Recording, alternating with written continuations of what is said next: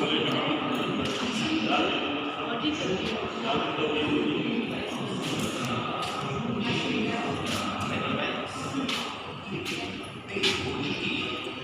साल बाद मंदिर के आसपास जंगल उगा और ये मंदिर घने जंगलों के बीच छुप गया।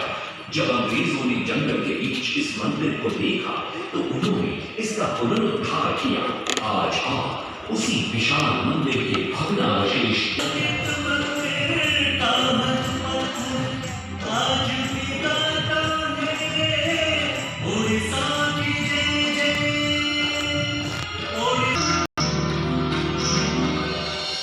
भारतवर्ष है जिसे दुनिया कभी विश्व गुरु के रूप में जानती थी। इसी भारतवर्ष का एक महत्वपूर्ण राज्य है ओडिशा। प्राचीन काल में ये कलिंग के नाम से विख्यात था। ये एक पड़ती है। इसी स्थान पर कभी संसार का सबसे भव्य और विशाल सूर्य मंदिर बनवाया गया था। तुम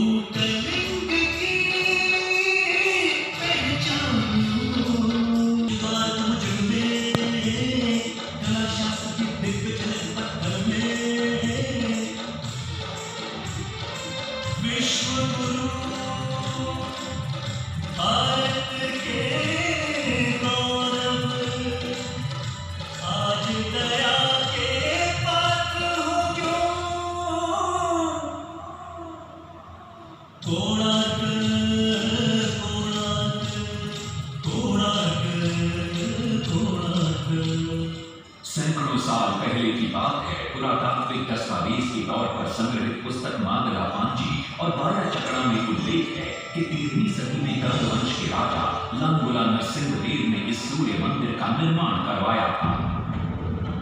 नरसिंहदेव युद्ध में बड़े प्रवीण और शक्तिशाली थे और मात्र 18 साल की उम्र में वे अपने पिता राजा अनंग भीम देव की विशाल सेना के प्रधान सेनापति नियुक्त कर दिए गए थे।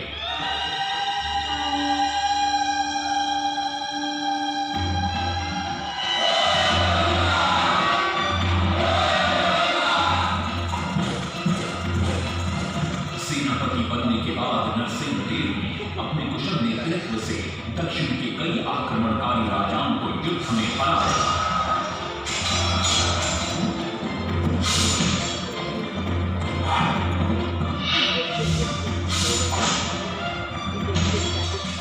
और उनके राजकोष पर कब्जा कर लिया।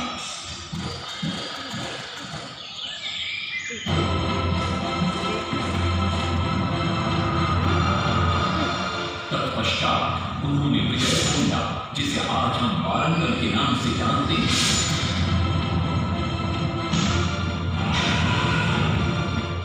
काकतीय वंश के राजा गणपति को परास्त किया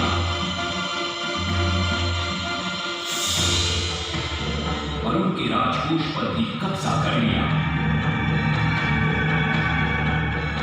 3 वर्षों तक निरंतर युद्ध के पश्चात जब वे बहुत सारी धन संपदा लेकर घर लौटे तो राजमहल में उनका भव्य स्वागत हुआ।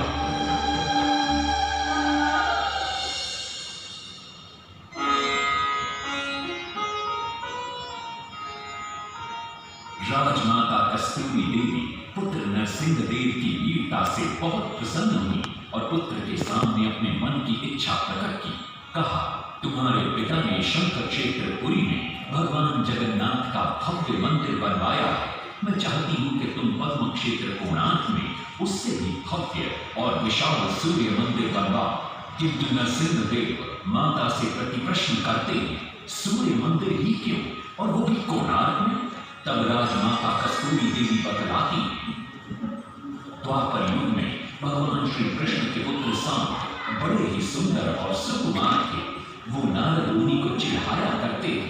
एक दिन नारद मुनि ने सांब को सबक सिखाने की योजना बनाई और उन्होंने सांब की सुंदरता की प्रशंसा कर उन्हें गोपियों के साथ जल क्रीड़ा करने को उकसाया। वहीं दूसरी तरफ भगवान श्री कृष्ण को जाकर कह दिया कि सांब अपनी मां समान गोपियों के साथ जल क्रीड़ा कर रहा है। श्री कृष्ण इस बात से बहुत क्रोधित हो जाते हैं और वे सांब को श्राप दे देते हैं, जिस सुंदरता का तुम्हें अभिमान है वो तत्क्षण नष्ट हो जा। सांब को घोर हो जाता है। जब शाम राजमहल लौटते और मां जाग देवी को ये पता चलता है कि पिता श्री कृष्ण के श्राप की वजह से शाम की ये अवस्था हुई, तो सारी रानियां क्रोधित हो जाती। नारद जी को बुलाया जाता है। वे रोग मुक्ति का उपाय बतलाते। वे कहते हैं सूर्य की पहली किरण ऊर्ध्व देश के एक कोण पर पड़ती है जिसका नाम कोणार्क है। शाम को वहीं जाकर सूर्य की आराधना करनी होगी।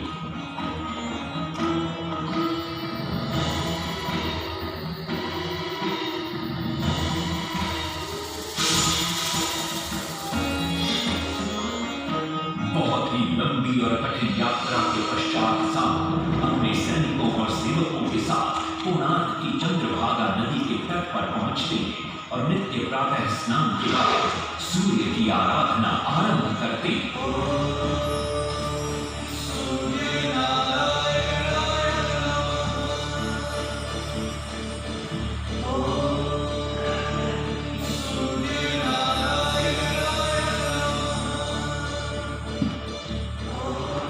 अन्न जल त्याग कर 12 साल की कठिन तपस्या के बाद सूर्यदेव प्रसन्न होकर प्रकट होते और शाम को रोग मुक्त होने का वरदान देते। पुत्र, आज रात्रि के चतुर्थ प्रहर में स्नान करते समय नदी के तट में तुम्हें एक वस्तु मिलेगी, वो मेरा ही प्रतिरूप हो। उसका स्पर्श पाते तुम इस रोग से मुक्त हो जाओ।